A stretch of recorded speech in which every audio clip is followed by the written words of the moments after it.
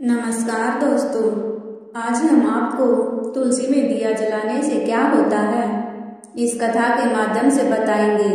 तो आइए जानते हैं। तुलसी, जिसे हम अक्सर अपने घरों में पाते हैं, केवल यह एक पौधा नहीं है, यह हिंदू धर्म में एक पवित्र पौधा माना जाता है। भगवान श्री कृष्ण के अनुसार तुलसी लक्ष्मी का अवतार है और यह भगवान विष्णु को अत्यंत प्रिय है। कार्तिक मास में इसकी विशेष पूजा की जाती है। इसमें जल चढ़ाने और दीपक जलाने का महत्व है। एक बार देवी सत्यभामा भगवान श्री कृष्ण के पास आई और उनसे पूछा कि वे रोज तुलसी में जल क्यों देते हैं और देवी रुक्मणी तुलसी के पास दीपक क्यों जलाती है, इसका क्या रहस्य है, मुझे बताइए। यह सुनकर भगवान श्री कृष्ण ने कहा, हे सत्यभामा, यह अत्यंत महत्वपूर्ण प्रश्न किया है। देवी तुलसी लक्ष्मी का ही अवतार है। देवी तुलसी विष्णु को अत्यंत प्रिय है, इसलिए यह मुझे भी सबसे प्रिय है। मासों में कार्तिक और पौधों में तुलसी मुझे बहुत प्रिय है। श्री कृष्णा जी कहते हैं कि जो भी व्यक्ति तुलसी को जल देता है उस पर उनकी कृपा सदा बनी रहती है। मैं तुलसी पत्थर से ही भोग स्वीकार करता हूँ। तुलसी पत्थर के बिना मैं भोग स्वीकार नहीं करता।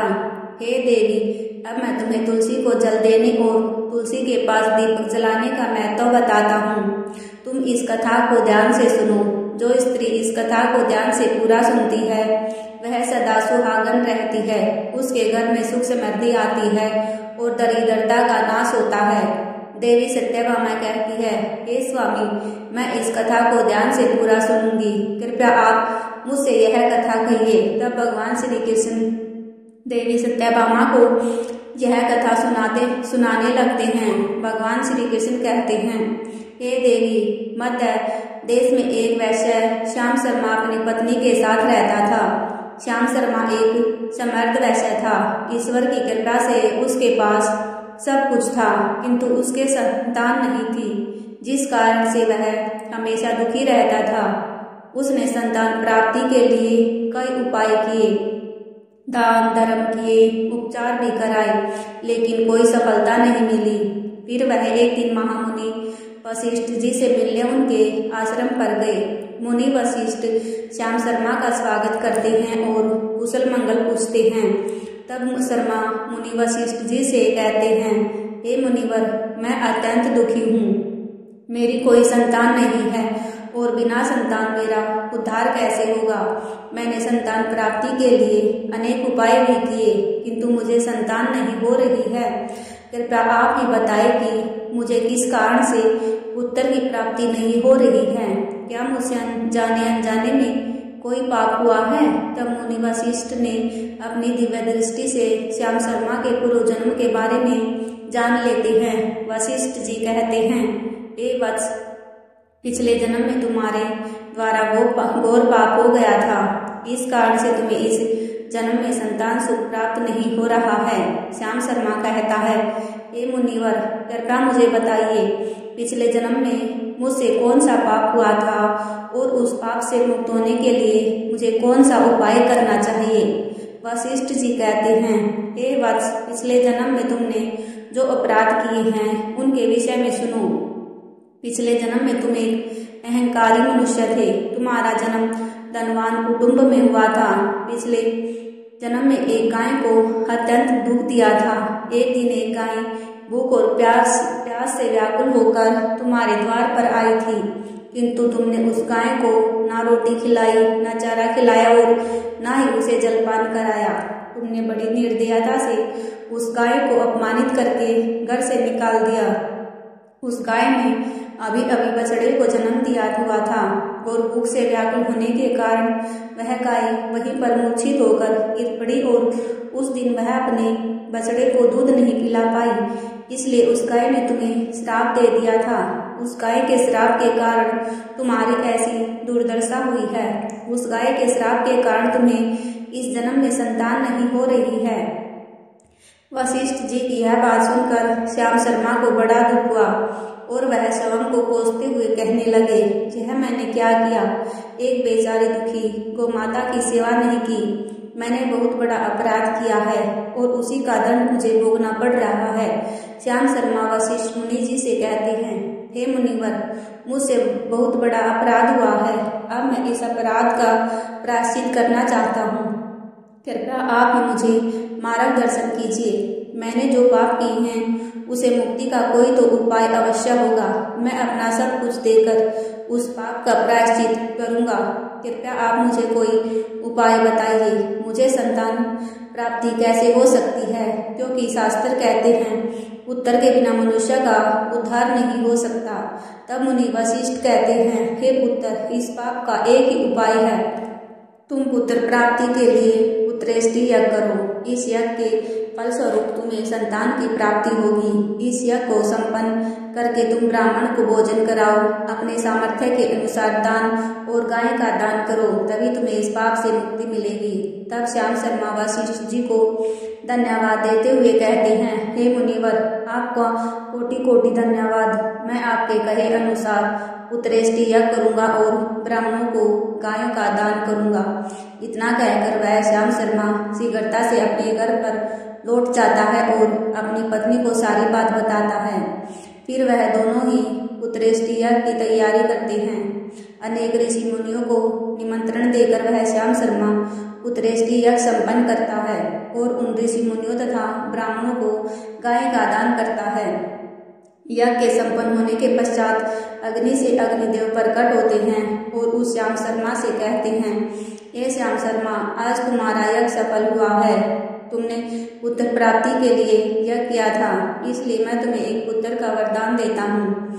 लेकिन उसकी आयु केवल 18 वर्ष की होगी और 18 वर्ष के बाद उसकी मृत्यु हो जाएगी। इतना कहकर अग्निदेव अंतर्ध्यान हो जाते हैं।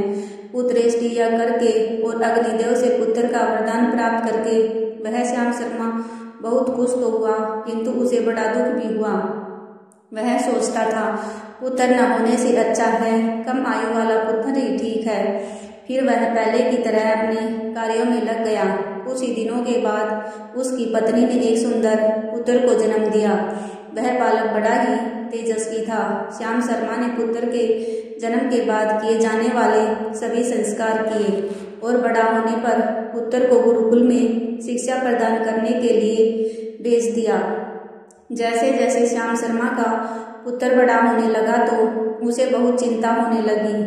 जब उसका पुत्र 16 वर्ष का हुआ तो श्याम शर्मा की पत्नी ने उससे कहा, अब हमें अपने पुत्र का विवाह कर देना चाहिए।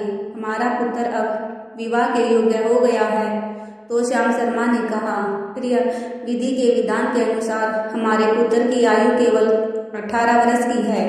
18 वर्ष के पश्चात हमारे पुत्र की मृत्यु हो जाएगी, इसलिए हमें इसका विवाह करके अन्य किसी कन्या के जीवन को बर्बाद नहीं करना चाहिए। यह तो 2 वर्ष के बाद ही विधवा हो जाएगी, फिर उसे जीवन में अनेक कष्ट सहन करने पड़ेंगे।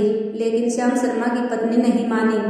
वह अपने पुत्र का विवाह होते देखना चाहती थी। तो श्याम शर्मा की पत्नी ने कहा, कुछ भी हो, मैं अपने पुत्र को अविवाहित मरते हुए नहीं देख सकती। हमारे पास किस चीज की कमी है? हमारी पुत्र वधू इस संपत्ति को प्राप्त करके सुखी जीवन जी सकती है। इसलिए अब आप संकोच ना करें और हमारे पुत्र के लिए सुंदर कन्या की खोज करें। अपनी पत्नी की बात सुनकर वह पुत्र के विवाह के लिए मान गया और उसने एक पास के ही नगर में रहने वाले गरीब वेश्या की पुत्री के साथ अपने पुत्र का विवाह संपन्न किया। श्याम शर्मा की बहू का नाम रूपवती था। वह अत्यंत गुणवान, चरित्रवान और पतिव्रता नारी थी। वह अपने पति की मृत्यु की बात को नहीं जानती थी और रूपवती नित्य अपने सास ससुर और अपने पति की सेवा करने लगी। वह सभी के साथ बड़े प्रेम से रहती और कभी किसी की आज्ञा का उल्लंघन नहीं करती थी। उसने अपनी मधुर वाणी से सभी के मन को जीत लिया।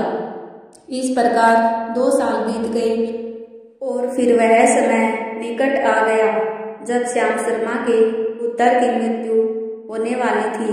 श्याम शर्मा को बहुत डर लगने लगा। फिर एक दिन उसने अपनी बहू को बुलाया और उसे क्षमा मांगते हुए कहने लगा, हे बेटी, मुझे क्षमा कर देना, मैंने तुम्हारे साथ बड़ा अन्याय किया है। रूपवती ने कहा, पिताजी, आप ऐसा क्यों कह रहे हैं? आप मुझसे माफी मांगकर लज्जित ना करिए। मैं आपसे छोटी हूँ, आपकी पुत्री के समान हूँ। कृपया आप निसंकोच मुझे वह बात बताइए, मैं आपकी आज्ञा का पालन अवश्य करूंगी। फिर श्याम शर्मा कहने लगे, हे पुत्री, तुम एक महान पतिव्रता हो, किंतु मेरे पुत्र के साथ तुम्हारा विवाह होने से पूर्व मैंने तुमसे एक बात छुपाई है। हमें पुत्र की प्राप्ति पुत्रेष्टि के बाद हुई थी और अग्निदेव ने हमें यह कहते हुए पुत्र प्राप्ति का आशीर्वाद दिया था कि तुम्हारे पुत्र की आयु केवल 18 वर्ष है। 18 वर्ष के बाद तुम्हारे पुत्र की मृत्यु हो जाएगी। अपने ससुर की बात सुनकर रूपवती ने कहा, पिताजी, बस इतनी सी बात, आप चिंता ना करिए। मैं आपको वचन देती हूँ कि मैं आपके पुत्र के प्राणों की रक्षा करूंगी। आप बस मुझे एक दीपक, जल का घड़ा और एक गाय ला कर दीजिए। मेरे पति के प्राणों की रक्षा इन्हीं से होगी। रूपवती की बात सुनकर श्याम शर्मा को बड़ा आश्चर्य हुआ और वह कहने लगा, हे पुत्री, जैसी तुम्हारी इच्छा, मैं तुम्हें यह सब चीज ला कर देता हूँ। इतना कहकर श्याम शर्मा ने अपनी बहू को तीनों चीजें ला कर दी।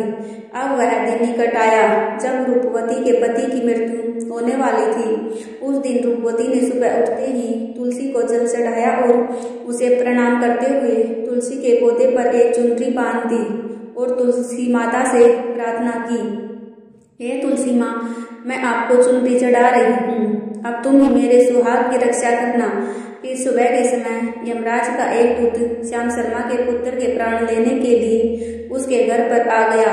जैसे ही वह घर में प्रवेश करने लगा, तब तुलसी के पौधे ने उसे रोक दिया और कहा, हे यमदूत, इस घर में मैं निवास करने वाली स्त्री ने मुझे चुनरी चढ़ाई है और इसलिए अब मैं इसके सुहाग की रक्षा कर रही हूँ। तुम इसके घर में प्रवेश नहीं कर सकते।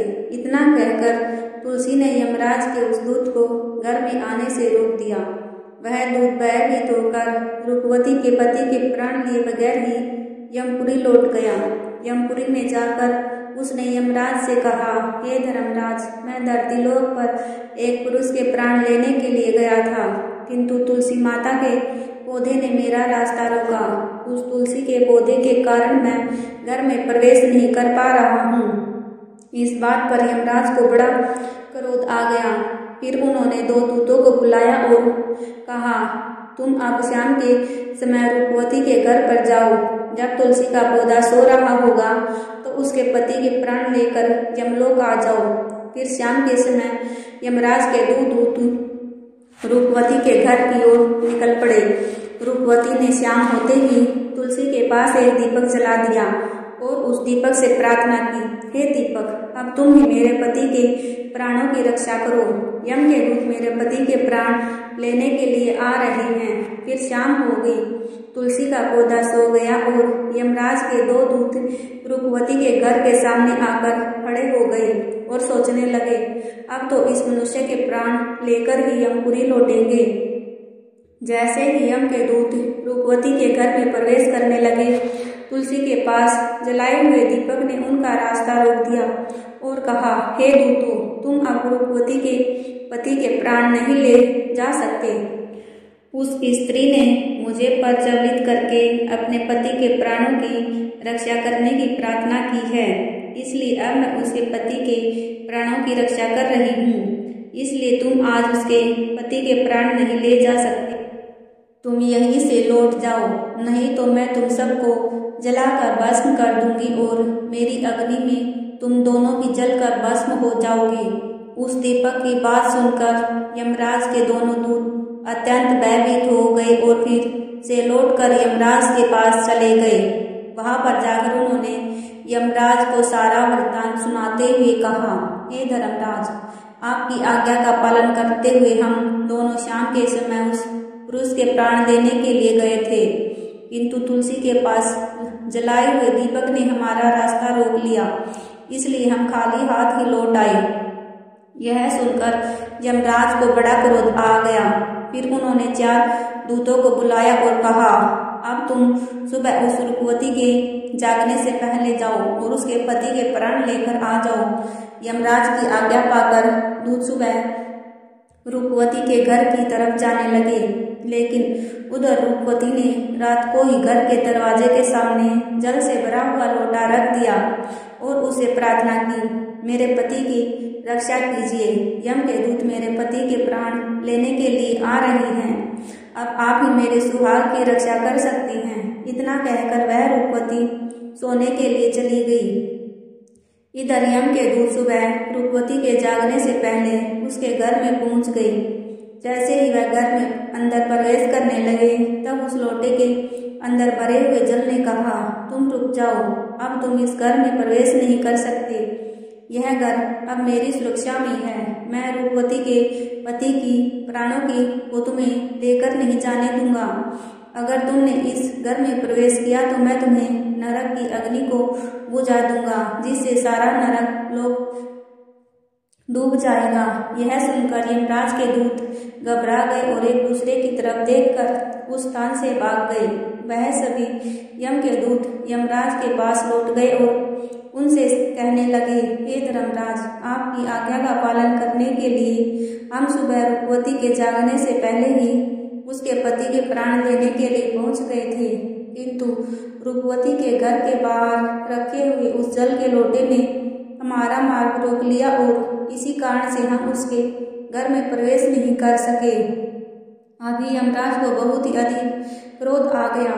इस बार उन्होंने 8 यमदूतों को बुलाया और कहा, तुम शीघ्रता से जाओ और बलपूर्वक उस मनुष्य के प्राण खींचकर यमलोक लेकर आओ।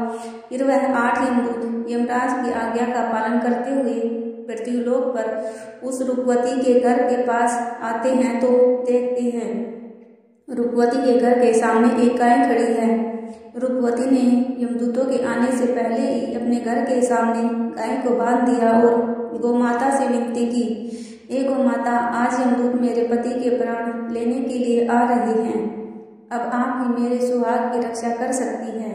हे माता, मैं आपकी शरण में आई हूँ, कृपया मुझे विधवा होने से बचा लीजिए।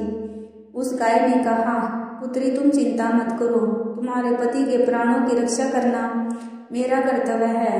मेरे होते हुए यम के दूत तुम्हारे घर में प्रवेश नहीं कर पाएंगे, इसलिए तुम चिंता मत करो और गर्भ में अपने पति की सेवा करो। फिर जैसे ही वे यमदूत घर के अंदर प्रवेश करने के लिए आगे बढ़ती हैं, तब वह गाय उन्हें रोक देती है और कहती है, इस घर में तुम प्रवेश नहीं कर सकते, इस घर की रक्षा मैं कर रही हूँ। मेरे होते कोई भी इस घर के अंदर नहीं जा सकता। यदि तुमने घर के अंदर प्रवेश करने का प्रयत्न किया तो मैं तुम्हें सभी को श्राप दे दूंगी। अगर तुम्हें इस घर के अंदर प्रवेश करना है तो पहले मेरे प्राण लेने पड़ेंगे और तुम सभी को गोहत्या का पाप लगेगा, जिसका कोई प्रायश्चित नहीं है। वहां पर उपस्थित सब यमदूत गाय के श्राप देने की बात सुनकर डर गए और वे जानते थे कि गाय के द्वारा दिए गए श्राप से कोई मुक्त नहीं कर सकता और गोहत्या तो संसार का सबसे बड़ा अपराध है, महापाप है, जिसका कोई प्रायश्चित भी नहीं है। इसलिए वे सभी वहां से लौटकर यमराज के पास चले गए। पुरी जाकर उन दूतों ने यमराज को सारा वृत्तांत सुनाया और कहा, हे धर्मराज, उस रूपवती के पति के प्राणों की रक्षा एक गाय कर रही है। उस गाय ने हमें श्राप देने की बात कही, इसलिए हम सभी डर के मारे वापस लौट आए।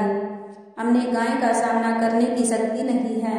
उन दूतों की बात सुनकर यमराज आग बबूला हो गया और स्वयं भैंसे पर सवार होकर पृथ्वीलोक की तरफ निकल पड़े। यमराज अपने भैंसे पर सवार होकर रूपवती के घर के पास आ जाते हैं। यमराज को अपने घर के सामने खड़ा हुआ देखकर रूपवती भयभीत हो जाती है और जल्दी से आकर यमराज के चरण स्पर्श करके उन्हें नमस्कार करती है और उनकी स्तुति करने लगती है। हे यमराज, आप तो तीनों लोगों के प्राणियों की पर कृपा करने वाले महान देवता हैं। इन संसार के समस्त प्राणियों के पाप और पुण्य का लेखा जोखा आप अपने पास रखते हैं।